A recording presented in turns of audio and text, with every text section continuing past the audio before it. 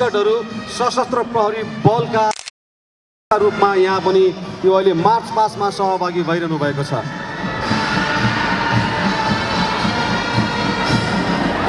नवौं राष्ट्रिय खेलकुद 2079 को समुद्घाटन समारोहमा स्टेडियम भरि नेपाल भरिका टुरिस्टहरू आउनु भएको छ। यो समुद्घाटन समारोहलाई अझ उज्यालो अझ भव्य बनाउनका लागि यहाँहरू सबैजनालाई पनि स्वागत गर्न चाहन्छौँ। पोखरावासी नै पनि कति आज यस स्टेडियममा आउनु भएको छ होला भइरहेको यो बृहत समुद्घाटन समारोह हेर्नका लागि, विटनेस गर्नका लागि। नवौं राष्ट्रिय खेलकुदको नारा नै रहेको छ, एकताबद्ध देश, खेलकुदको सन्देश।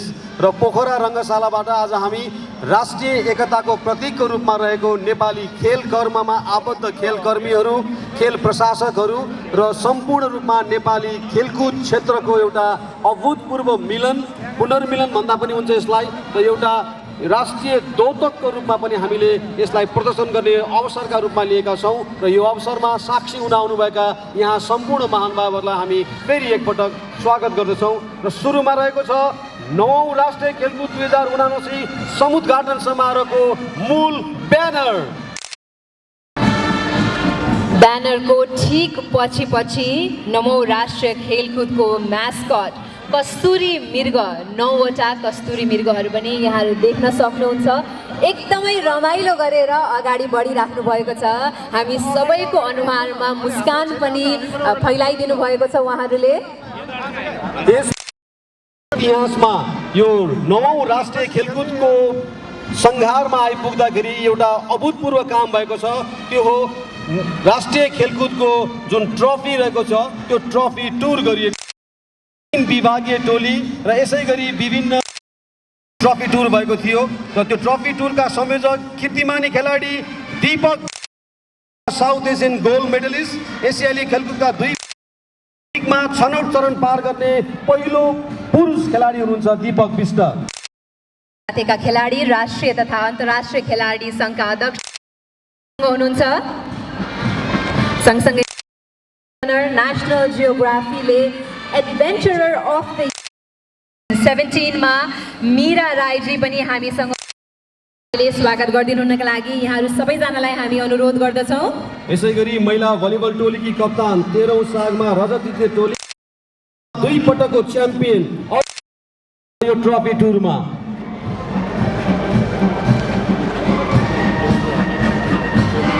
ट्रफी टुर पछि यहाँले देख्नुभएको झन्डा को मार्च 1 को टोली पनि रहेको छ। यो खेलमा नवौं राष्ट्रिय खेलकुदमा सहभागी हुन आएको प्रदेश नम्बर 1 उहाँका सम्पूर्ण खेलाडीहरूलाई पनि र हंसराज वाग्ले जो प्रदेश नम्बर 1 का खेलकुद परिषदका सदस्य सचिव हुनुहुन्छ उहाँको नेतृत्वमा रहेको छ टोली।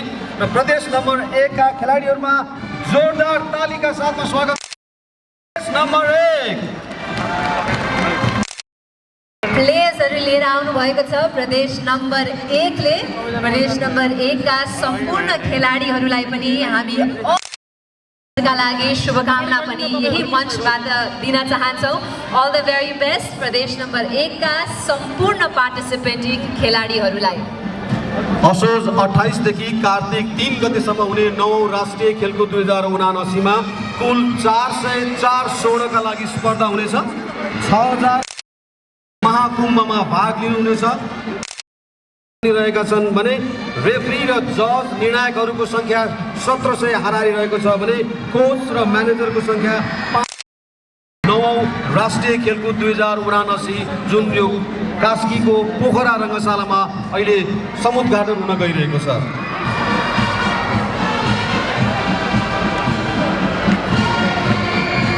झन्डा मार्च पास भइरहेको छ। अहिले यहाँहरूले विभिन्न सङ्घ संस्था, विभिन्न खेलाडीज्यूहरू, रेफ्रीज्यूहरूलाई देखिराख्नु भएको छ।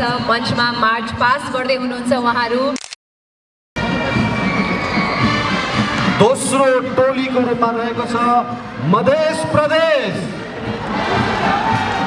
र मध्य प्रदेशको टोलीको उपनेता मोहम्मद जियाउल इस्लामले यसलाई नेतृत्व गरिरहनु भएको छ। मध्य प्रदेशका सम्पूर्ण खेलाडीहरूलाई हौसला अभिवृद्धि गरिदिनुको लागि जोरदार तालीको हामी अपेक्षा गर्दछौँ। मध्य प्रदेशका सम्पूर्ण खेलाडीहरूलाई पनि हामी धेरै धेरै शुभकामना यही मञ्चबाट दिन चाहन्छौँ। सम्पूर्ण गेम्समा भाग लिन गइरहनुभएका सम्पूर्ण खेलाडीहरू सम्पूर्ण हामी भन्न चाहन्छौँ।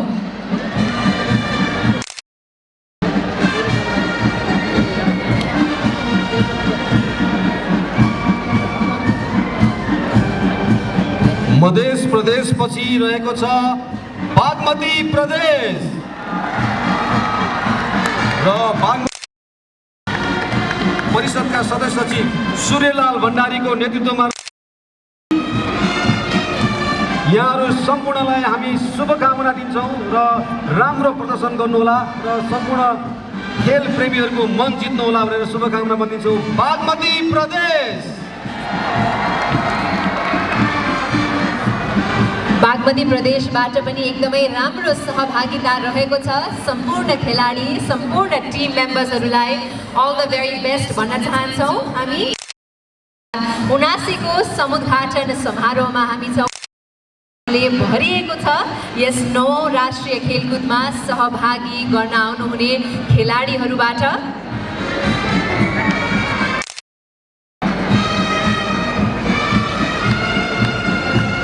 बागमती प्रदेशका खेलाडीहरू मञ्च अगाडिबाट मार्च पास गरिरहनु भएको छ। यस समय उहाँहरूले नेपालको झन्डा सँगसँगै आफ्नो प्रदेशको खेलकुद समितिको झन्डा पनि फहराइरहनु भएको छ।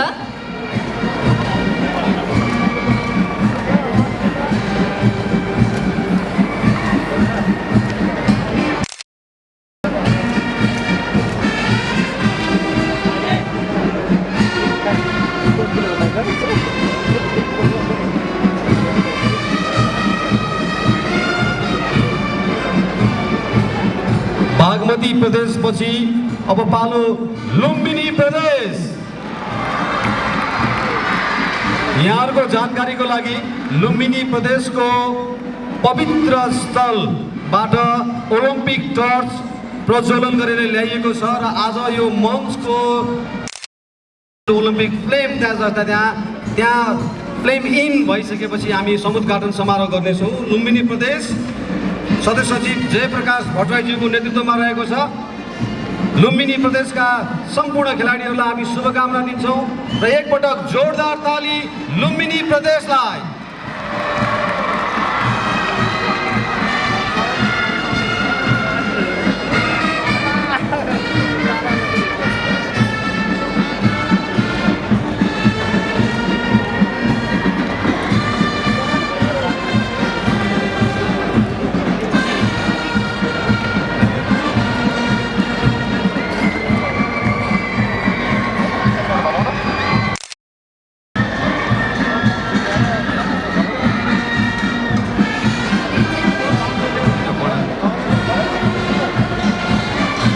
लुम्बिनी प्रदेशबाट पार्टिसिपेट गर्नुभएका सम्पूर्ण खेलाडीलाई शुभकामना हामी दिन चाहन्छौँ। 9औं राष्ट्रिय खेलकुद 2079 को समुद्घाटन समारोहमा हामी छौँ र अहिले विभिन्न प्रदेश प्रतिनिधिज्यूहरू रेफ्री जजहरू मार्च पास गरिराख्नु भएको छ यस रङ्गशालाको ट्र्याकमा। र अब लुम्बिनी प्रदेश पश्चात हामी धेरै धेरै स्वागत गर्न चाहन्छौँ कर्णाली प्रदेशलाई।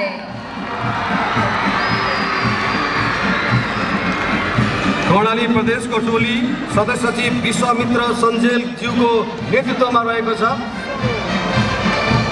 कर्णाली प्रदेशका सबै खेलाडी महानुभावहरूलाई जोरदार तालीले यो पोखरा रङ्गशालामा स्वागत गरौँ।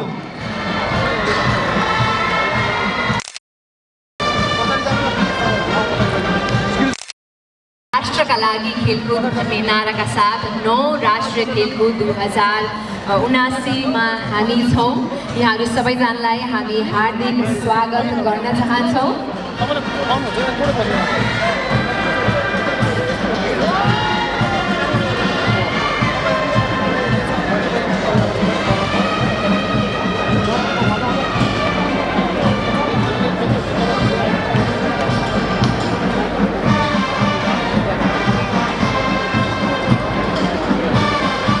एउटा खेलाडीको जीवनमा राष्ट्रिय खेलकुदमा सहभागी हुनु, पदक जित्नु र आफ्नो खेल कौशललाई प्रदर्शन गर्नु कति महत्त्वपूर्ण हुन्छ भन्ने बारे त यहाँलाई जानकारी नै होला। र खेलाडीहरूले पनि यो मार्च पास गरिरहँदाखेरि जुन सेल्फी लिनु भएको छ, भिडियोहरू लिनु भएको छ र यो ऐतिहासिक खेललाई क्याप्चर गरिरहनु भएको छ, त्यसैबाट पनि यसको महत्त्व अझ बढी प्रकाशित भएको छ भनेर हामीले जानेका छौँ। कर्णाली प्रदेशका खेलाडीहरूलाई जोरदार तालीले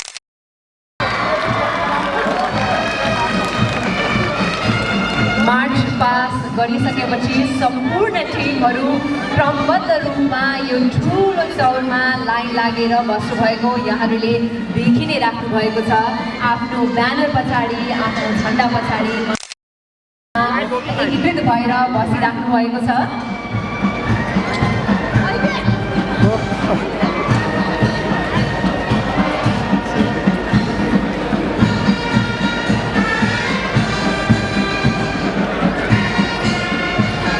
यस 9 राष्ट्रिय खेलकुद 2079 को मास्कट कस्तुरी मृगप्रति सौरभरि विभिन्न खेलाडीहरूसँग इन्टरेक्सन गरिराख्नु भएको छ, उहाँहरूसँग जिस्किराख्नु भएको छ, हाँसखेल गरिराख्नु भएको छ र यस समुद्घाटन समारोहलाई रमाइलो माहौल प्रदान गरिराख्नु भएको छ। अबको क्रममा सुदूरपश्चिम प्रदेश